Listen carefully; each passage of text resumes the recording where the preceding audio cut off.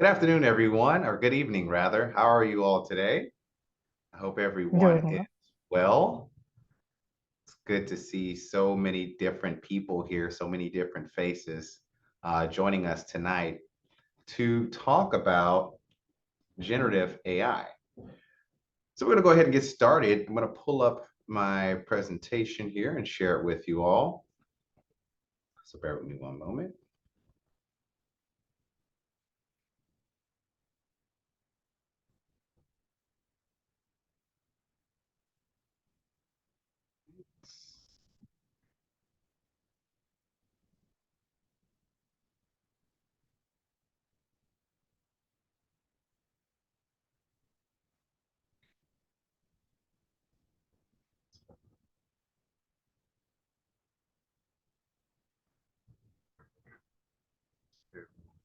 Here.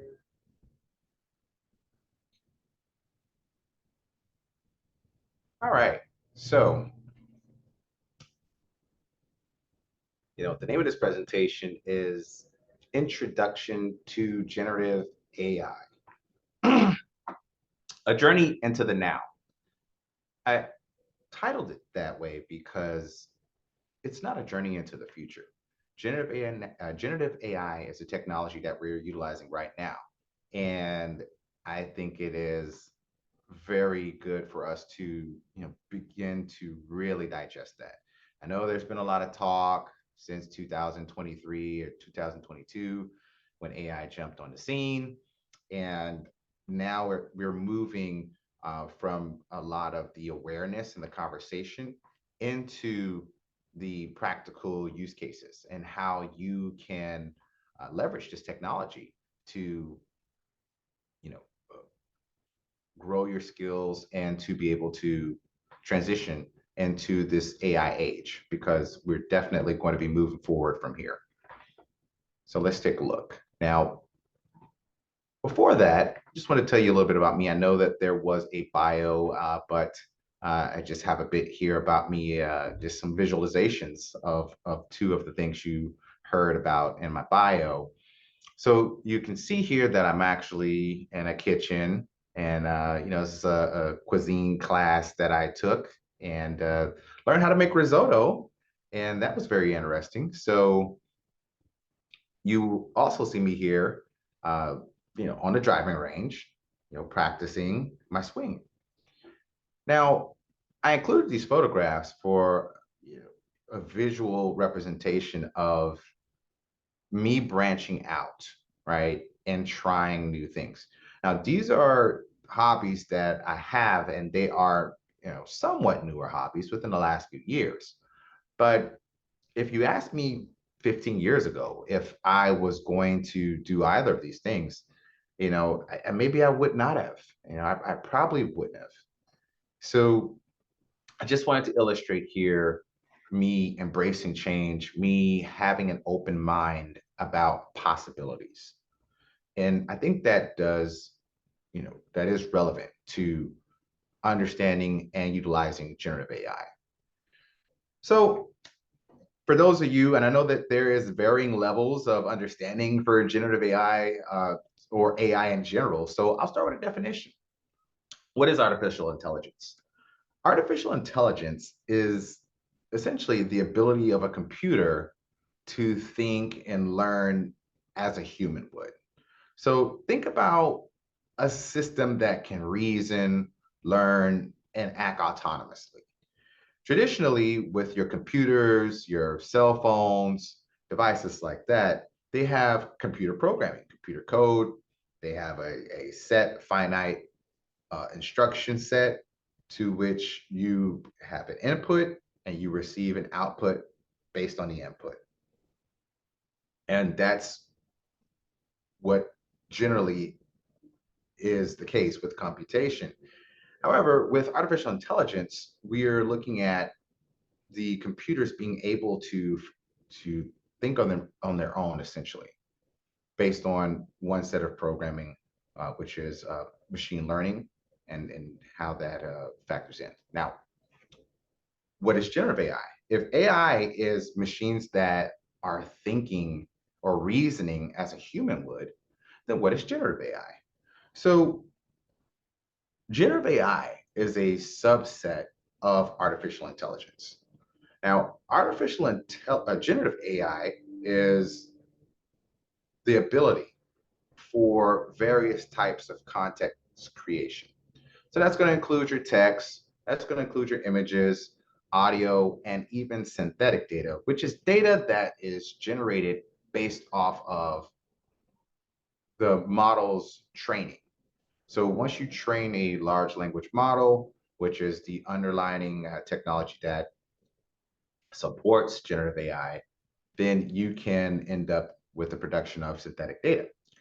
To give you an example, I would like for you to take a look at the photograph, and this photo was generated with AI.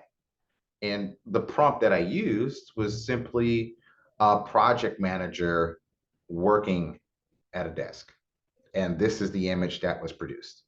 Now, I know many of you could maybe take a look at that and maybe even be confused to think that this is real or AI. This person, for all intent purposes, does not exist. So just wanted to give you just a look at what some of the technology does look like. So why would you use generative AI? Well, one of the things that you can do is natural language processing for project document management. You could use it for predictive analysis, for resource demand forecasting, uh, risk prediction and mitigation. And these are just to name a few, of course. So we'll dive deeper into that. Now, starting with your natural language processing. Natural language processing is essentially the enablement of computers to comprehend and understand your natural way of speaking. So I know many of you have iPhones and you have Siri on the iPhone, or if you have Samsung, it's Bixby. Many of you may have Alexas in your home. And when you talk to the device, you say, uh, hey Siri, how do I get to this location? And then there's a response. Well, that's the result of natural language processing. So we've been using some of this technology so far. Now, when you talk about predictive analysis for resource demand forecasting, there's a couple of components that you want to consider. Uh, you have your massive data analysis, your pattern recognition, your anomaly detection. Now, with your massive data analysis, essentially what the future would look like is you being able in your own enterprise environment to take massive data sets and input them into a large language model, which is your own kind of GPT build. And then you will be able to prompt commands from that model that you create. And so with that type of ability, you would be able to uh, aggregate data in ways that it would almost be impossible for you to do. You could take a spreadsheet that has 10,000 lines and you would be able to recognize patterns in the data. You'll be able to look for anomalies in the data. And based on that, you can make more efficient decisions more quickly and optimize your productivity for yourselves and for your teams. Now, risk prediction and mitigation, a similar concept. Risk and risk management is a huge staple of the world that we live in. We have threats and exposures that come in many shapes, they come in many forms, and we have to do our best to mitigate these types of threats to the environment. And with the technology of generative AI, you can identify new risk in a similar way because you can automate repetitive tasks that normally would be done by a human. And you can then have the machine learning component of the AI learn how to mitigate that risk. And even further, you can have it to create an adaptive mitigation. So because it's generative AI, it is not just a rule set as would be with traditional software. It is adaptive. So it learns and it is able to adjust to what it has learned. So as I said before, 2023 was all about what is AI? What is it? Where can we, begin to start to look at it? What can we do about understanding it from an enterprise level? How does this help me? Well, one thing that I would say for certain with any emerging technology that has come about in the last 20 or so years, the best way that we have acclimated as a society to these technologies has been through general use case. So think about it. When you use your cell phones, or when you learned how to use email. I know some of us may be old enough to remember AOL, those discs that used to come in the mail. So, and at that time, it was revolutionary just to kind of have email and messaging. And now it's a part of our everyday lives. We couldn't think about not having that technology. And so this is the same thing. We are at the beginning phases of this, and we are going to get a better understanding of the technology. I don't want you to think of it as just generative AI is something I'm going to use for work, right? Because it is something that you're going to use in your everyday lives. The same way that you use Google to search and query request, it is the same type of everyday use that you will come to have with generative AI. So, how to get started using AI tools is to just get started. So, I have here listed a few of some well known tools that you can utilize to begin to play around and tinker with understanding how the technology works. So we have ChatGPT, which of course is the biggest name that everyone knows. I put ChatGPT 4 because it gives you some additional utilizations. It gives you some additional options to go in and create your own models, your own GPTs. You can search from other GPTs that have been created. So it gives you a bit more as far as compared to the ChatGPT 3.5. You have Midjourney, and Midjourney is great for generating images. So, there has been some great advancements in the space with that. Now, I will Ok, say, pues está bien. okay, I will say that now OpenAI has recently dropped a bombshell on the industry with their release of Sora that just came out, but still, that's not available for public use just yet. So in the meantime, of course, you have, and you can always use different tools. So Midjourney is a good tool to generate, some images, and you would really be surprised with the things that you can come up with. So far, I have really enjoyed utilizing some of these tools.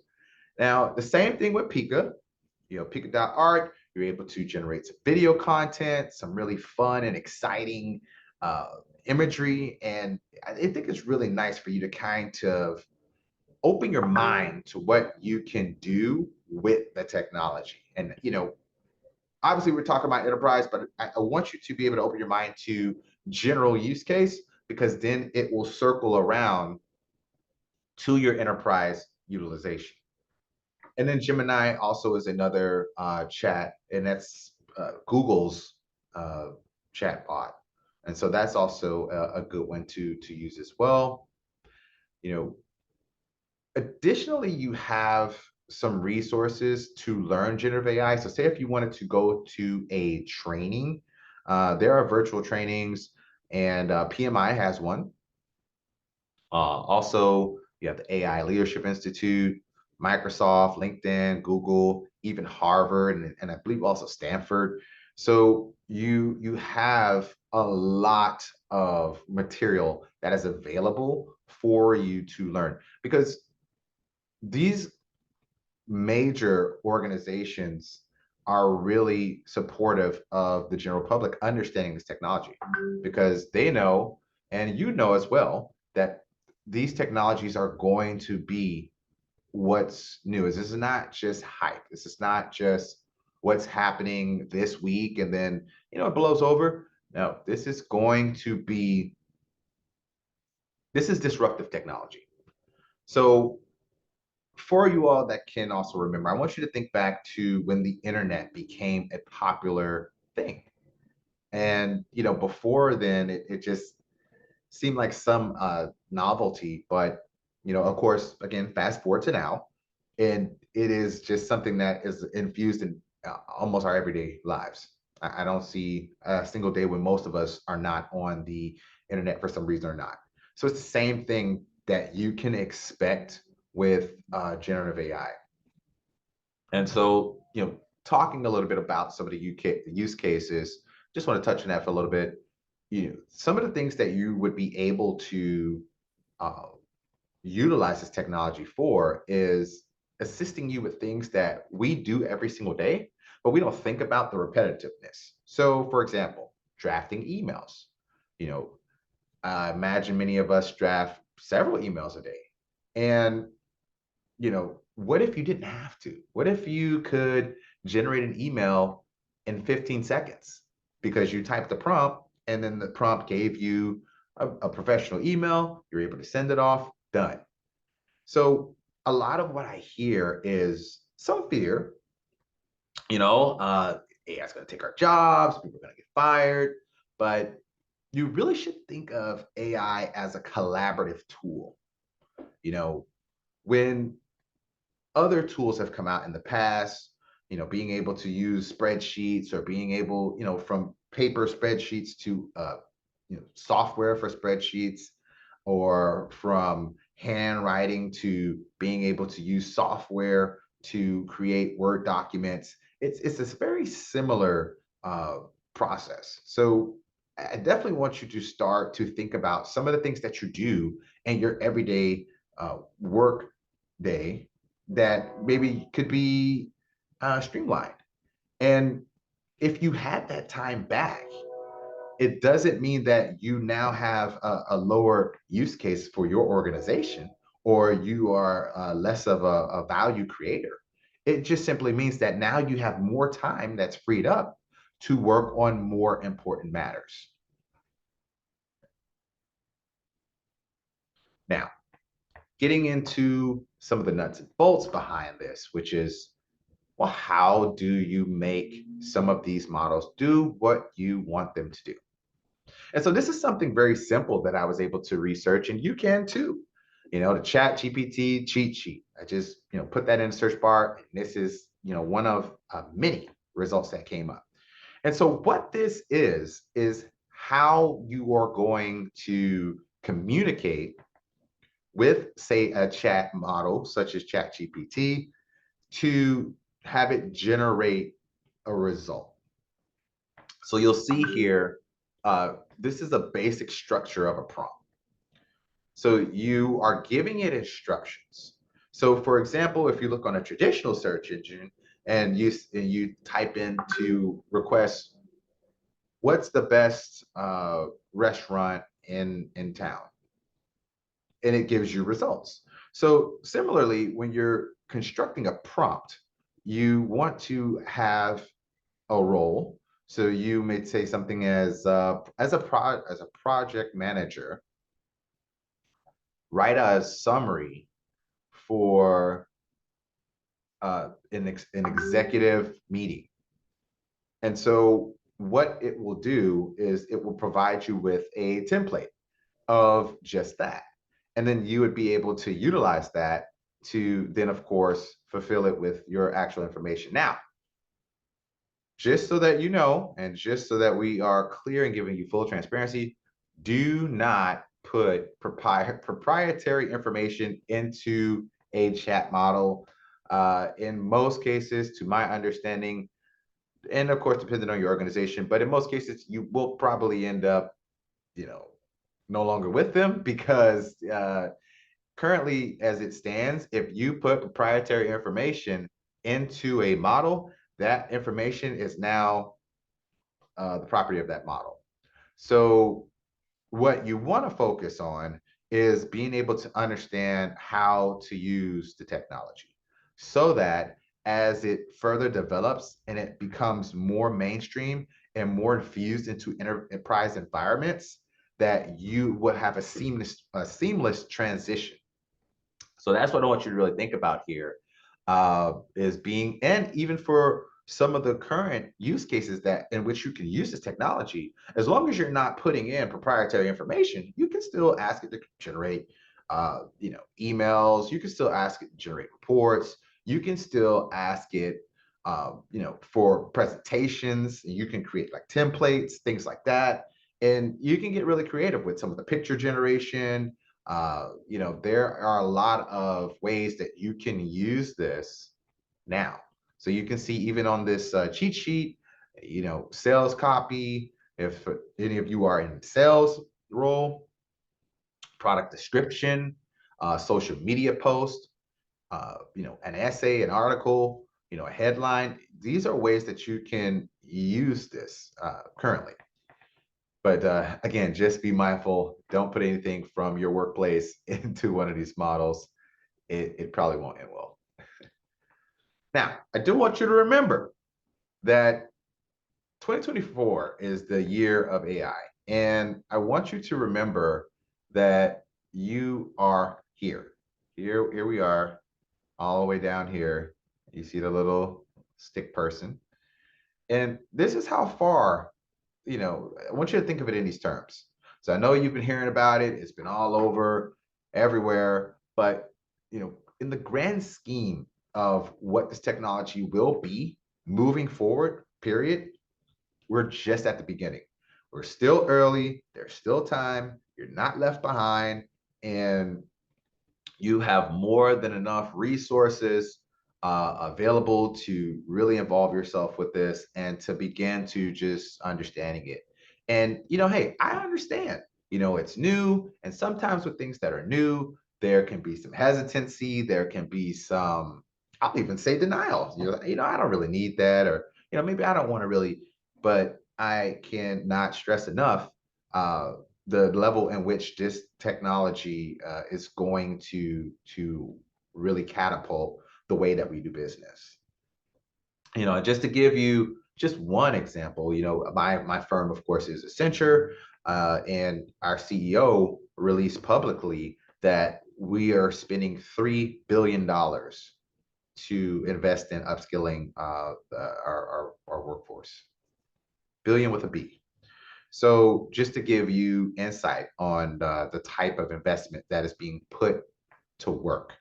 So, you imagine what the implications of that will be. Now, in conclusion, I just want to say that, generative AI might be the biggest technological inflection point in our history. It's going to play a crucial role in the way we do everything. Every role of enterprise is potentially up to be reinvented as a collaborative human AI process. It will become the norm. You will recall this conversation a few years down the line, and you will remember when you maybe started on your journey to learn the technology, and you'll be thanking yourself that you did. And I just think that that is something that, for you to take with you and just to, continue to have in your mind.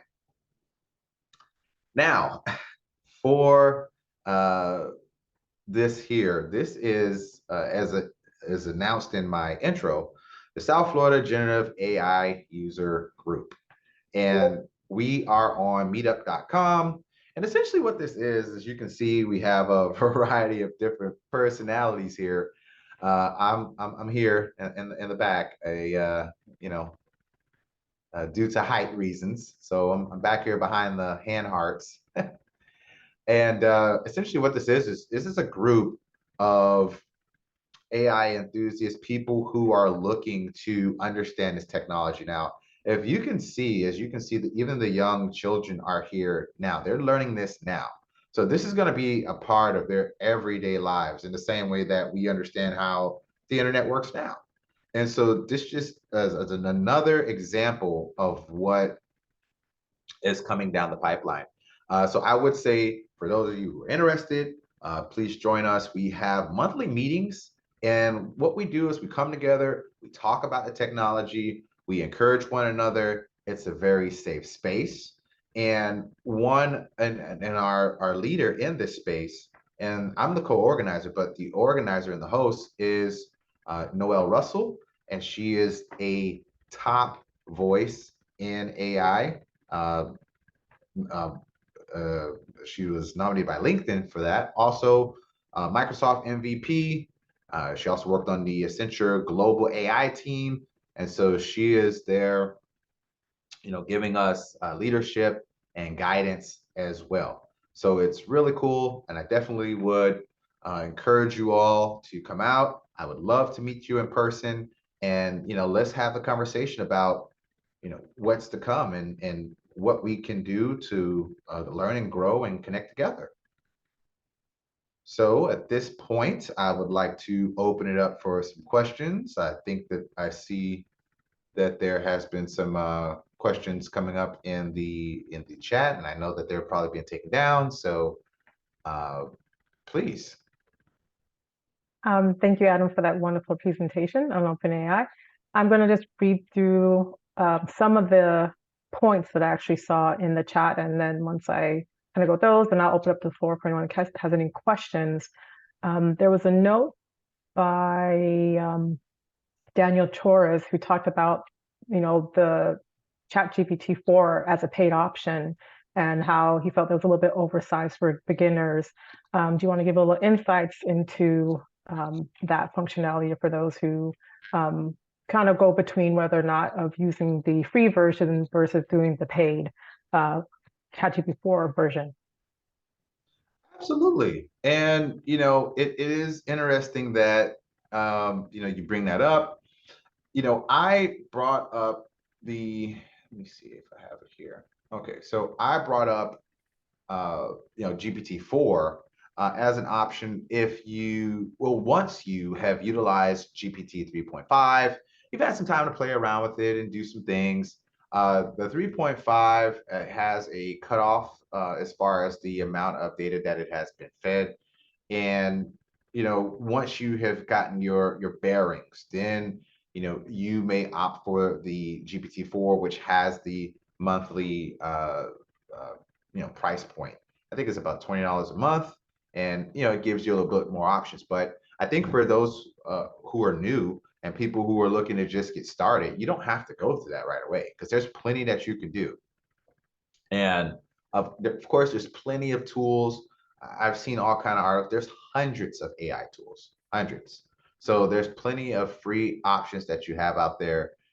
You can even perform a quick search and look for those options, and you can see what fits, what matches, what makes you, what speaks to you, and then you can go in and you can start using some of those tools. But yes, you don't definitely have to jump right off into the deep end and right to GPT-4. I also Awesome. saw Thank you for that. Yes, I also saw a comment from Mr. J. Lambert with regards to privacy. It says here, OpenAI has an option to exclude your prompts from being used for model training. You should still be careful what you share, but this provide a little safety. And I will say this for that, that sounds great, and I thank you for the sharing that. And I would also just like to reiterate that with regards to security and which I do have a bit of background in as well. Uh, Unless you have a definitive go ahead from your team at your enterprise, I just want to make sure that you're mindful because so far that has happened with someone where they inputted information into a model, and it caused them to have to externally seek excellence from their organization.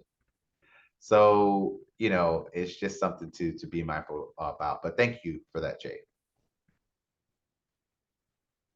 Um, Daniel brought back a point kind of close to Jay's point about some companies kind of controlling access to that tools. And I know that's usually like an issue that a lot of people have that, they love to use AI resources, but their company doesn't allow it. Do you have any thoughts about that? So I know you talked Yes, a lot yes. about it in the presentation. Well, one of the things that's a hot topic right now, even in Washington, is governance, right? Ethics in AI usage, privacy concerns, IP concerns. So a lot of what currently is occurring in the space is that these are all private companies, right? So you providing your information to those companies. Think about when you download an app on your phone, and think about that very long disclosure that none of us read, that talks about privacy and this and that, and you yielding your firstborn and all these things that none of us bother to read. And if you really want to get into that, you would be surprised at the amount of data that you are yielding.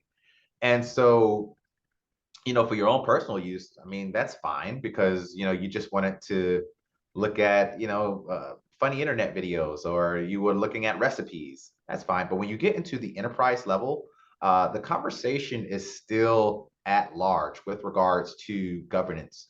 And part of why that is, and why it is still such a vast space and hasn't really been uh, constructed, is because you have a lot of policymakers who don't really understand the technology, right? These are people from older generations.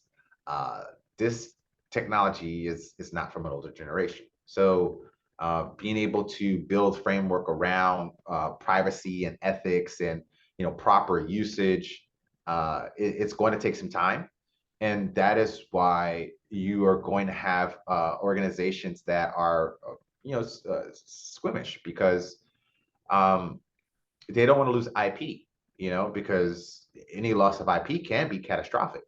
And so that's why earlier in the presentation, I talked more about understanding how to use the technology.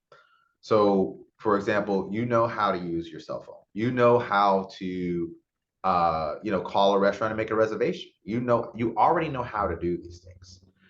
When the time comes for you to then implement it, it's not a problem for you. And so that's the same way I want you to think about this. You can still use it for work, but the things that you use it for in your work, think about those repetitive tasks. Like, as I said, mentioned the emails, or if you want to build a framework for a report, or if you want to get creative in an artistic way with how you are displaying information, and you want to generate photos or slides, or things like that, kind of around the edges, if you want to think of it that way. You're not working with your core data sets and your core knowledge. But I will say this: the rate of acceleration with this technology is extensive. So, for example, you would have an operating system. We'll say, Windows 8. I'm just using that as an example. It took years to be able to get to Windows 10. And then it took a couple more years. And then, now we got to Windows 11, right? That's not how this is going to essentially work long term. If you think about it, 2022, ChatGPT is on the scene, 1 million users in 5 days, huge implications. 2023, we've gotten a couple of more additions to ChatGPT. And even this year, we're at ChatGPT 4, but there is talks of a newer version coming in August. I think it's GPT 5. So what you're going to see is exponential growth in the space. So while you can't really use it for um, some of those real hardcore work processes and things like that, with the use of IP, it's still really important that you get a grasp on understanding the technology. I know that was a long-winded answer, so I hope it covered what your thoughts were. Thank you for that, Adam.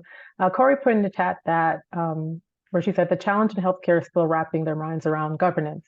It's a struggle in this industry. How do we attempt to get buy-in from the stakeholders? What has been successful in this industry? So healthcare in itself does present a great challenge, right? Because it is uh, a huge concern. You know, you have PII, HIPAA, and many other types of data that needs to be protected.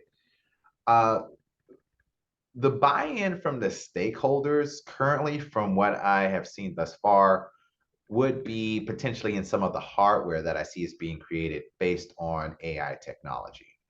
And so Bill Gates, I believe, was speaking at the World Economic Forum in Davos, and he had with him a medical device, a cardiac device, and what he essentially was doing was, kind of floating the thought process of generative AI and medical devices, which when you talk about getting a stakeholder buy-in, I think what people want to see is use case, because everyone's heard hype, but people want to know, how can I use it? What can it do for me and my business?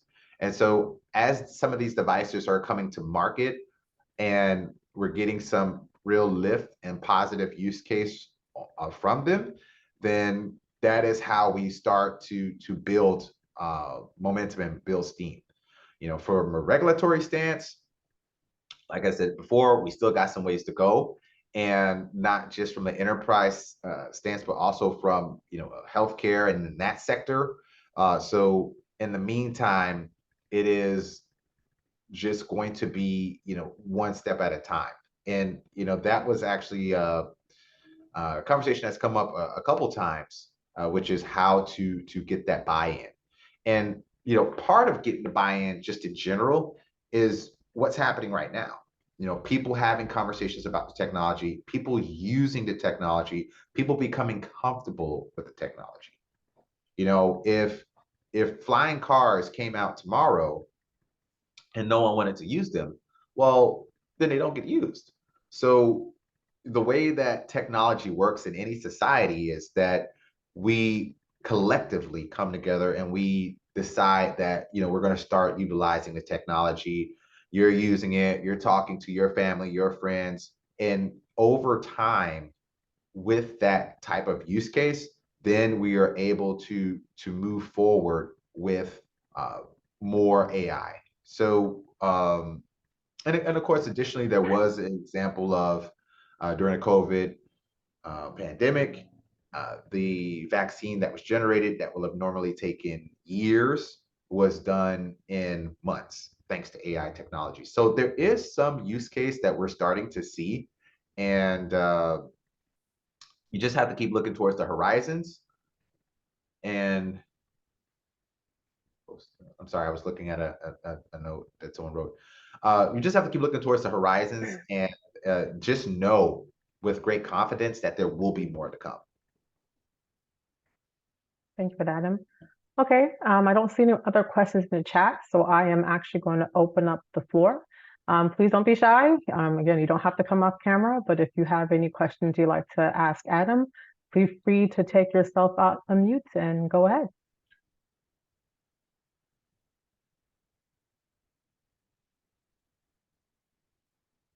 Yes, please ask me anything you're thinking about. I mean, think about how you would want to use this technology, something that you're doing every day, something that, let me see. Look here, if I can share this with you. While you all are thinking of the questions, I'm going to see if I can share this with you.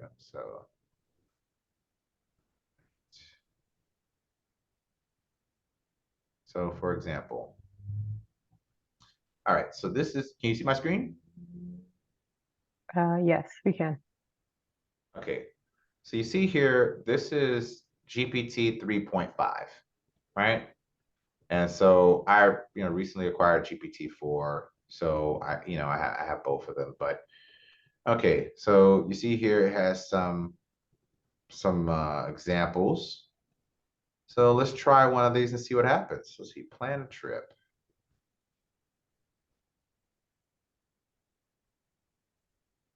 Okay. Wow. Right. So for example, I want to plan a trip. I don't know the first thing about planning trips.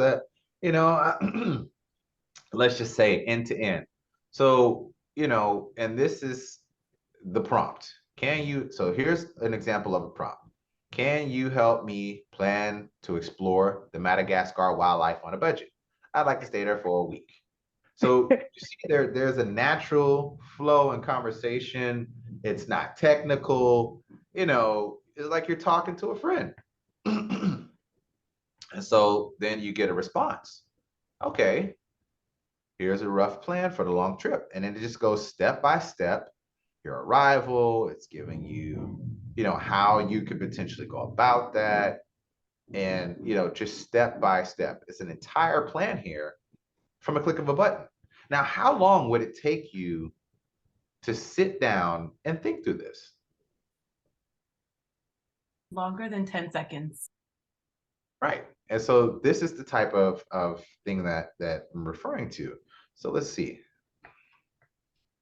While you're typing, Adam, I didn't even know they had a ChatGPT 5. So when did that come out, and what's the difference between that and then ChatGPT 4? And is that ChatGPT 5 included in the the paid cost for ChatGPT 4? Well, so right now, the talks are that it should be released here. Um, that's about as much as I can say that I know of it. Really haven't gotten too much more than that. But I do know that with every iteration of the next GPT, you're going to get exponentially more capabilities. You're going to get more computational abilities. I was having a conversation uh, with someone that tried to give an analogy, and basically, I liked it, so I'll use it. So, if you want to think of Chat GPT 3.5 as a very bright high school student, right?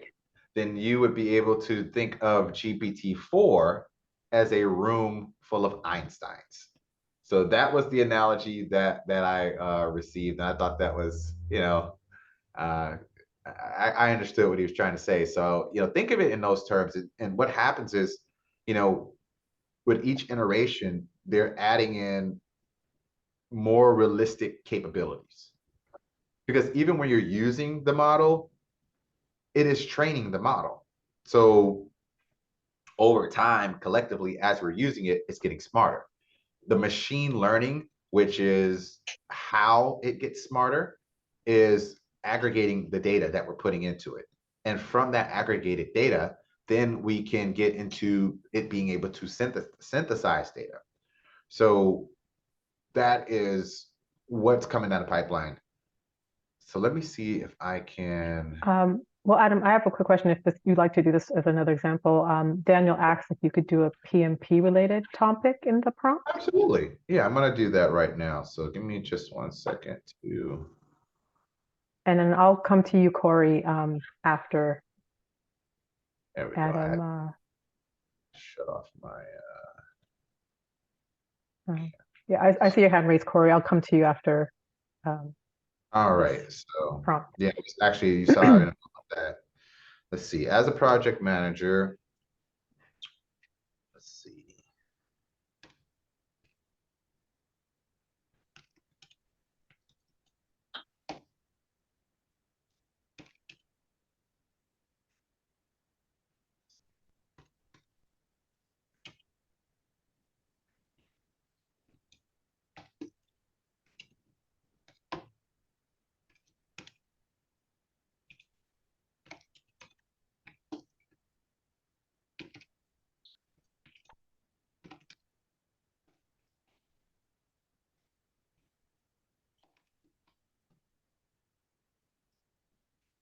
All right. For that.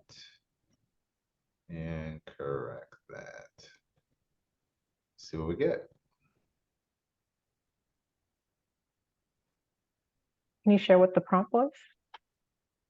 So sure, the prompt was, as a project manager, create a list of interview questions for a client in the pharmaceutical industry. So, you know, the response was certainly. And then it gives me 10 questions. Again, in 10 seconds, it's generated, a bunch of different questions that I can use for, I meant to make it about requirements gathering, but I guess I left that part out. But you can still see here where immediately it is generating a response. And I can turn around and say, all right, the email to the CEO of a pharmaceutical company requesting more information about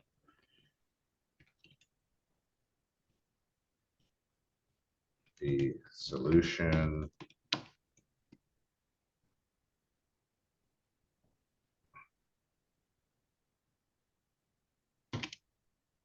they would like to see.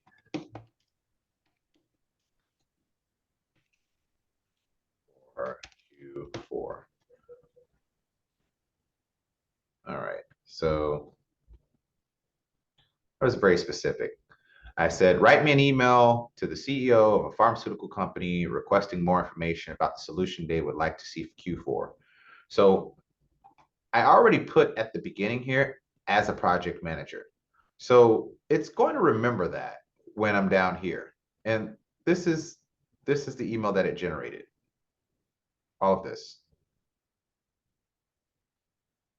And it's definitely very fast because I just upgraded to the paid, and I can tell you for the free version, it definitely wouldn't have populated that quickly.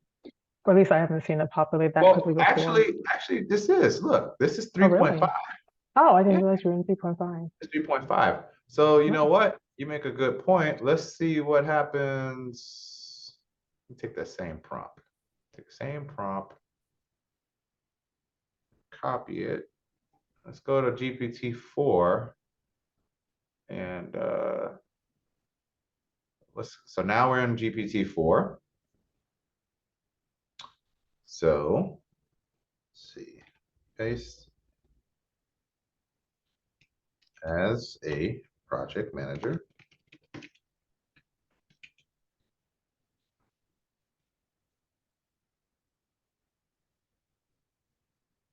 Solution Q4. Okay.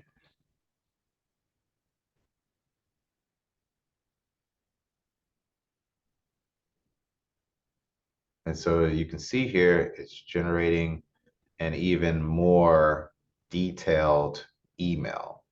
Correct. So you see how it's given, all of this.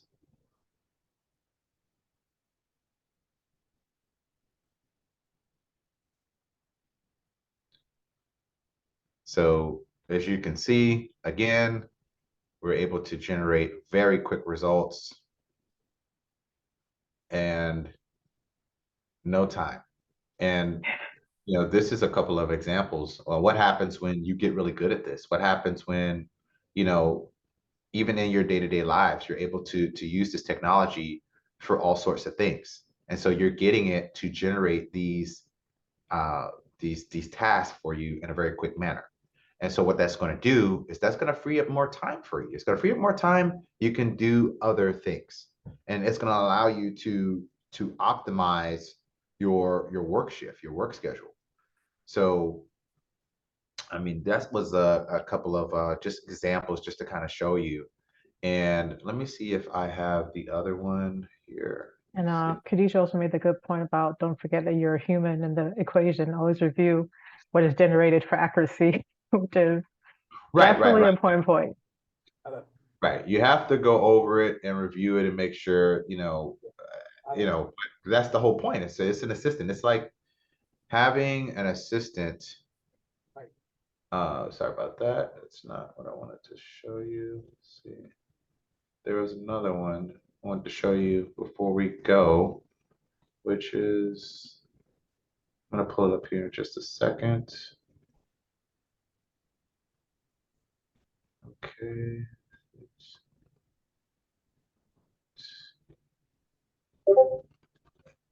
Just use this.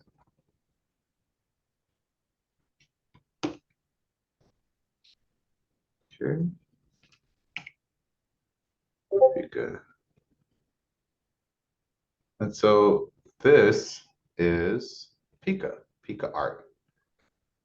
And so these videos that you are observing on your screen, these are AI generated. So, let's see. And so what you would do is you would come in, some funny pictures here, if you all can see them. You able to see them? Yes, we can see them. Yeah, so I'm trying to get it to play. You know what? Come back to that. See if I can get that up and running.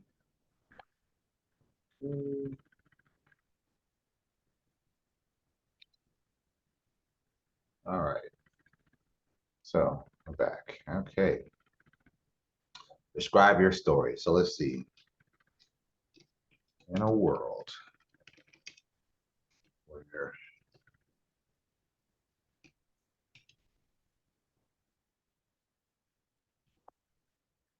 no meetings. Okay.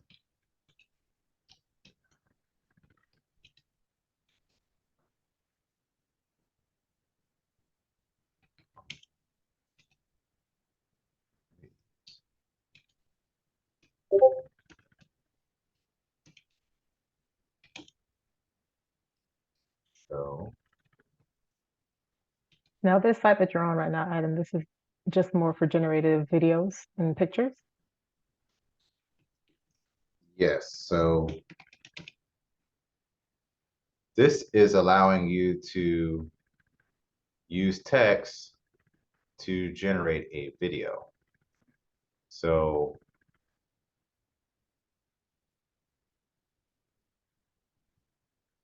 as you can see, it's preparing a video. What is it preparing a video of? I do not know. So we're going to find out together. But this is Well, just can you read what you put in your prompt? Oh, right. So I wrote, in a world where Zoom meetings about AI are all the craze, show a team moving through a maze. So what was that? Sorry, Paula, we couldn't hear what you were saying.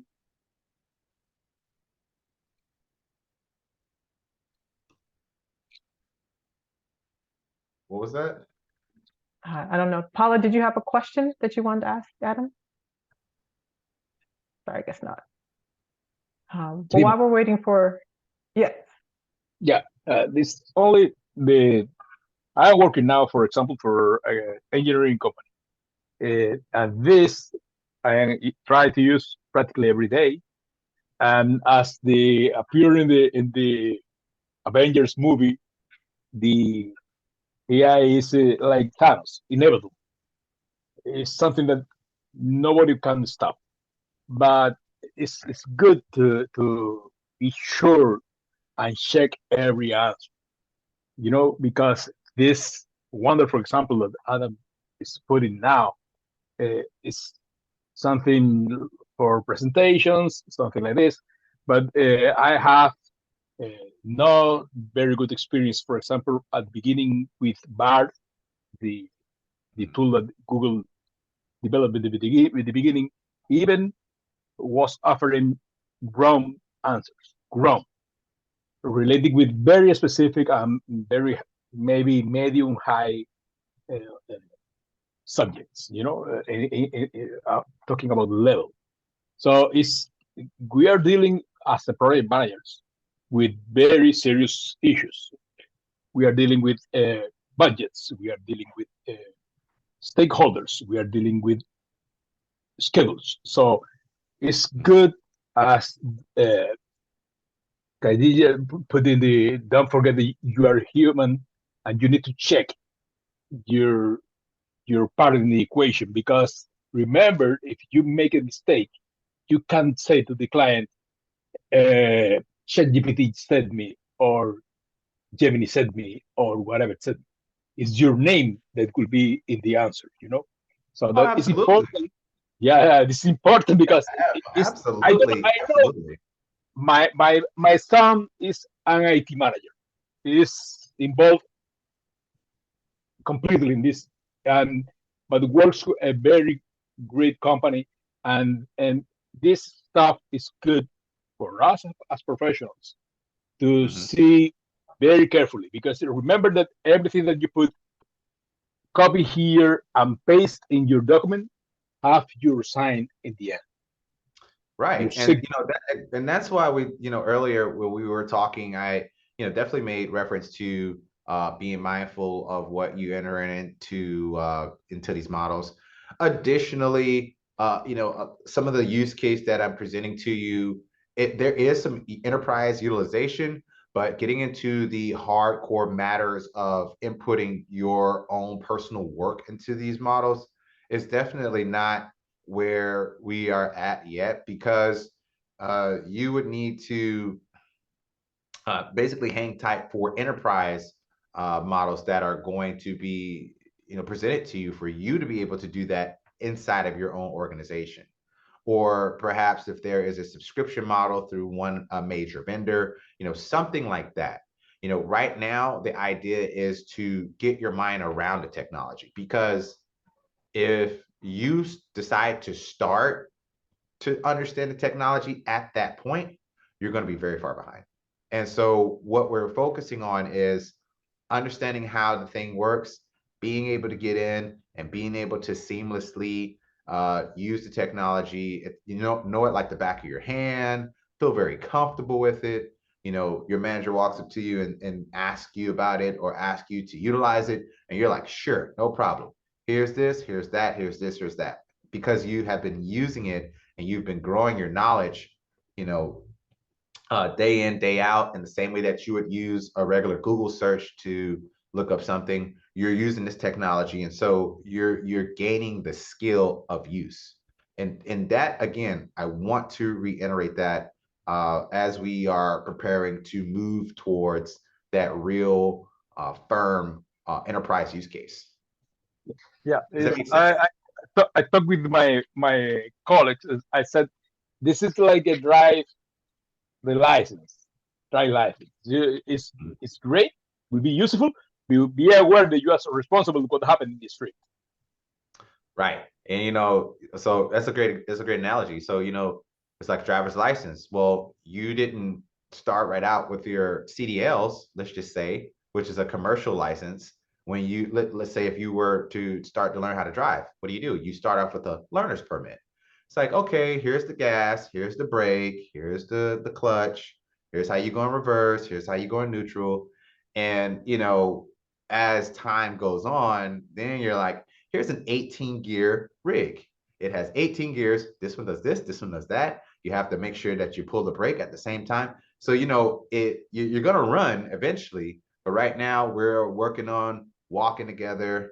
Crawling, then walking, then running together. So, Um, thank you, Daniel, for a great point. Does anyone, and I know you want to show the video that was generated, um, Adam, but does anyone else have, as we're coming up to our 20-minute mark, does anyone else have any questions for Adam?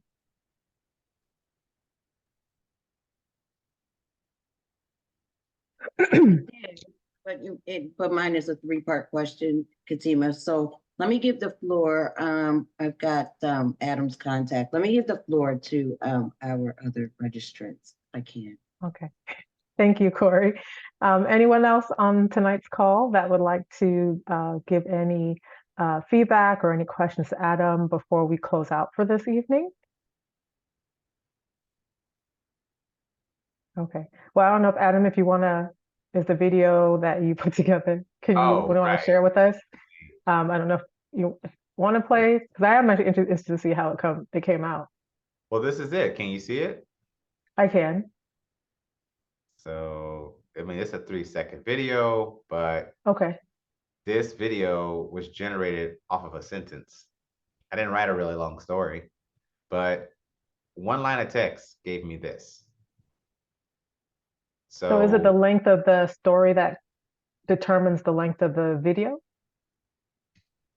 yes. So you put in more information because when you're prompting on this, for example, it asks for a story. I gave it a sentence. So just, quickly so we could see how it works. And also so that you can see how it works. So you can see how easy it is to just do it, as I think that's a slogan, right? Just do it. You know, um tone out the no voice, own your success. I don't want to sound like, Tony Robbins or anything, but you get what I'm trying to say. You just and I can say this to you because I can see myself maybe in some of you because I was the same way. It's just like, what is this AI stuff? And I'm just really happy that I began to acclimate and adapt and upskill because that's actually one of the conversations that is being had amongst CEOs and thinking about their workforce and thinking about, are they going to be able? Do they have confidence that you all are going to be able to upskill and reskill? And one of the sayings that I hear often in different rooms is AI is not going to take your job, but you may find that someone who understands how to apply AI may present your organization with a better option. I'll just say that. So, you think about that. I mean, could you imagine, and I know I've been using email, but could you imagine your organization having someone that doesn't know how to use email right now at this point? You don't fathom it that way, but I need you to fathom it that way so you can kind of really contextualize, what's coming down the pike. So Great point. Great point. Okay. Before we close out, and I have a few slides that I need to go over that we didn't go over earlier this event time. Does anyone have any questions for Adam? Just want to give a last call. For those I who believe joined Can us. I take had a it? 3-part question. Can I take it? Oh, Oh, did that's you Khadija, have- what do you want to say? First, someone did ask in the chat about the next meetup event. Sorry to That's right. stalk you, but I did look it up online and it looks like the next event is this Saturday. Do you want to tell us a little bit more about that, or can you?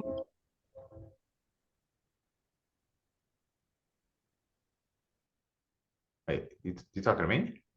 Yes, there was a guest that asked for the link for your meetup group. Khadija was Oh. able to share the link, so she wanted to know if you could share a little bit about the next event coming up. Oh, okay. Yes. So the way that the meetup group it works is you sign up and you come out, and what we do is we have conversations around the technology, and we to talk about it. We're showing examples of what you can do and how you can further utilize this technology. Then there's even greater opportunities to engage with it. Sometimes there are industry professionals that come to these, so you get a chance to network with people. That's really primarily what it's about. And I've met some pretty interesting and pretty amazing people so far that I didn't think that would come, and they did. So that was really, really great. But essentially, that is generally the way that it works. Is we're talking about it, and then you leave, and then you go home, and then you utilize it some.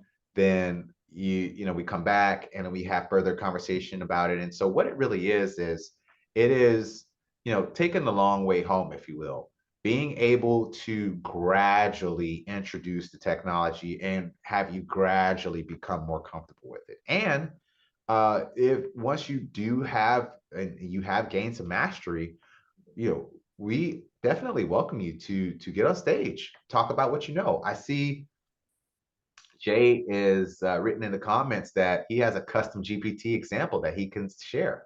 That means that he has put in some work.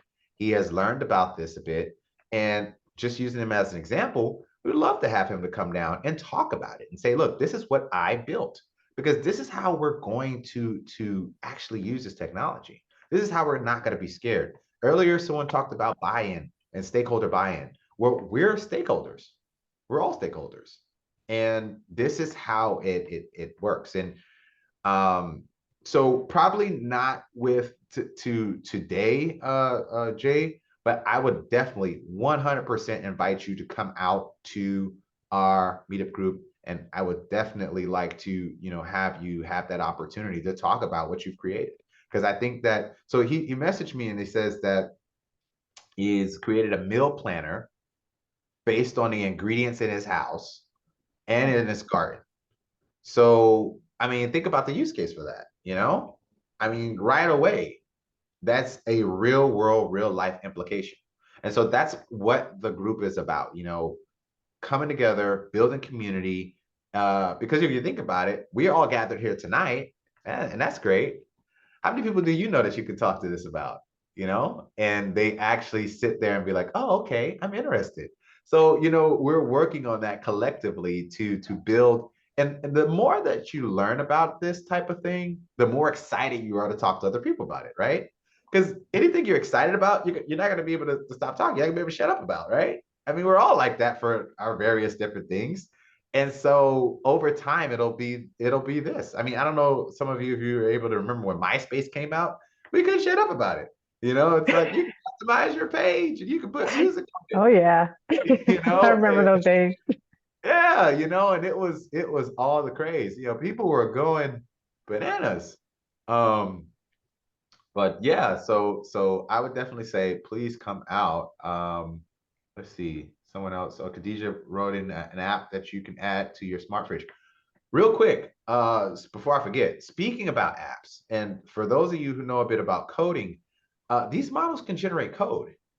So that's a whole nother conversation that we haven't even gotten into. Traditionally, you would have needed to learn how to code to be able to create an instruction set to make a computer generate your results. Now with some of these models, you can make it create you an app. And you don't have to be, some technical wizard. You can, talk to it and it can respond and it can produce some code for you. So I see a lot of people have mentioned the chat. Khadijah and yeah, Corey mentioned using it. yeah. So Awesome. yeah, now was that, well, I guess I was responding to Jay's Jay. Jay Lambert, which I definitely have gone ahead and reached out to on LinkedIn. So, definitely looking forward to seeing you, Jay. Hoping you and others, please do come. All welcome, even the kiddos, as you saw. We're an open group. I think I actually invited Katima, to one. And how did it go, Katima? It was awesome, and I was actually happy to be able to meet Noelle. And as next step, because I do want to increase my knowledge base in AI, she actually has an assessment that she put together for people in business and individuals who want to learn the AI space. So I actually have a call set up with her in the next couple of weeks, so that way I can learn a little bit more about this functionality. Because as I've been hearing on a lot of PMI webinars, I want to be that individual who, if they ask, hey, who's known for AI resources, I want to have that done to say I'm definitely knowledgeable in that space. So it was definitely a great session to attend. It was nice to get to network with other people who were from different industries as well, who are also looking to get into AI. Yeah, for sure. Thank you for that, Katima. Yeah, it So was a thank really you. interesting group. And we had someone finance, we had someone that was like, decade into crypto, and we had someone from Boeing, the company that builds airplanes. And so it was a very interesting bunch. So yeah, see what else is in the chat. Now Well, we're actually down to our 10-minute mark, Adam. So I'll let you open the floor for a few more questions. And then we'll have to wrap it up in a little bit. But who else did you see? Well, I was gonna say for Corey, I know she said she's gonna reach out to me, but even if you want real quick, Corey, I can Go I ahead. can- Thank you. I'm always the first to serve and the last to get answered, but that's okay. That's my calling. Oh, My chapter members get that. But here's what I'm finding, because I use Chat GPT I use it every day, like nonstop. Here's what I'm finding is that I know I can ask for references. So I heard someone on the call say, make sure you know where it's coming from because you are responsible, right? They will provide you the references of where they got it from, which is pretty good. So you can check out exactly where they pull their information from. That's very important. I'm gonna make sure it's credible wherever they pulled it from. They just do the research faster than we can, right? For research. I'm finding myself, Adam, with my prompts are getting longer and longer and more sophisticated. mhm, As they do, the information, they're being trained, right? So I see this pattern of people looking for, or companies looking for experts, SMEs in this category. mhm. And it can be a full-time job in itself because we are being the trainers. We're not reaping the full benefits of what we can all do with it right now. But am I going down the wrong field here with the sophistication that I'm asking it for? That's kind of what that was my question to you. And then because there's no roadmap for what's coming next. So I learned all this. This is great. Okay, we know that Chat GPT 5 is coming out. Okay, what do I need to learn now? How do I stay on top of this if it just keeps evolving faster than we can learn it as an SME? So that's my question to you. Sorry. Well, that's a great question, and it's a question that I asked myself at one point, and I definitely will be quick, and again we can follow up. Let's see, we got 7 minutes, and I'll of course you can reach out to me on LinkedIn, and we can keep going with the conversation. But real quick, you sprinkle it in. So you sprinkle it in, bit by bit. You're not trying to learn all that there is to know AI. You're not trying to obtain a advanced degree in computer science or data science. You are learning to use technology. What are you asking it to do for you? Because I think that's I guess maybe a good question to ask. Everything from formulas, which I've already done the coding, and that was a success. I've asked it to build scope business cases. I've asked it to provide me in the healthcare industry with the risk adjustment questions. So I'm asking AI to do a whole lot of things. It comes back general, but I keep pushing, and it could take a half a day to get where I want to be, and I'm satisfied and trust what the information that was delivered back to me is suitable to deploy. Well, that's great to hear that you're putting in the work, because that's your state, that's your current state. The future state is you will have learned the processes on prompting, and you will increase in your efficiency and in your proficiency in the prompting. And so over time, even with the new models that come out, you're getting better. It's similar to when you go to, say, like, you work out. In the moment, in the days and weeks that are passing, you don't feel yourself getting stronger. And then one day you come back, a month, 2 months, 3 months down the line, or 6 months down the line, and what you started off with is lightweight, as they say, you know? And it's the same concept, because you're training your mind. You are wiring your mind to think in ways to be adaptive to the technology. And so once you've already started with that momentum, you're going to continue with that, because your mind has been you've wired your mind to think in that way, to think differently, instead of how you've done so before in a traditional, say, search engine.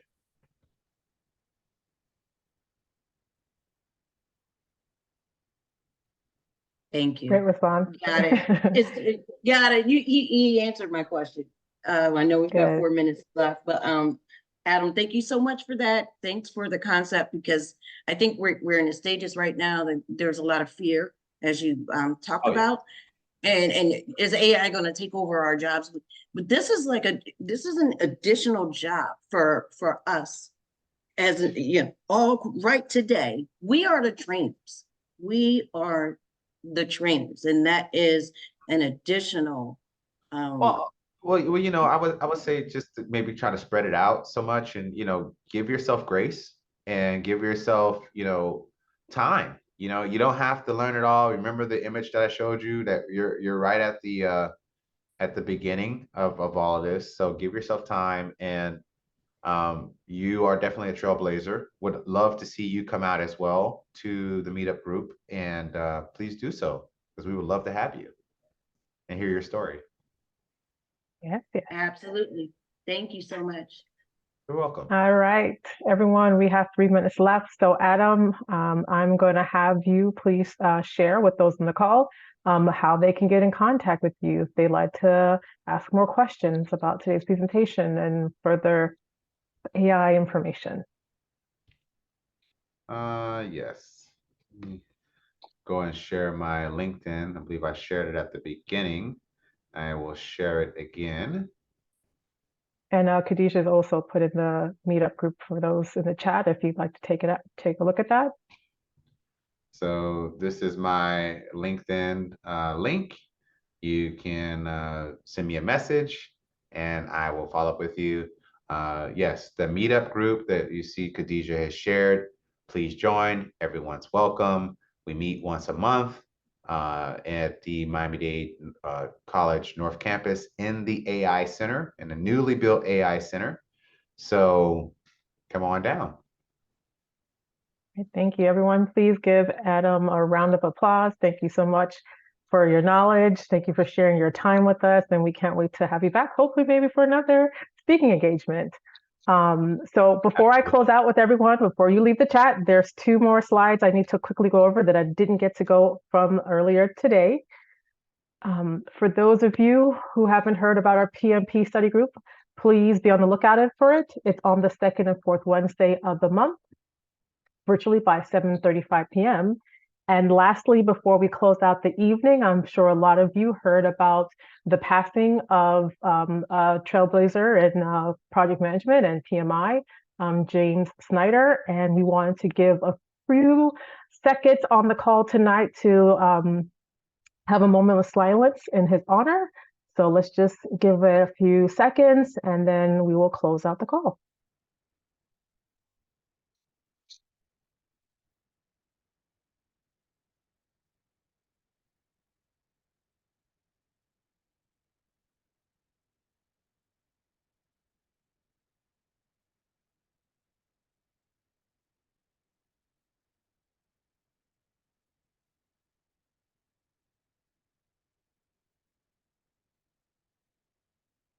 Well, okay. Thank you all again for joining us this evening. I hope you had an amazing time. Please remember to register for our next event coming at the Miami Brewhouse on March 7th. Be on the lookout for our other events. And as all, please feel free to go out to the website, look at our calendar events. Please feel to look for the Events Wallet app. And I hope everyone has a wonderful evening.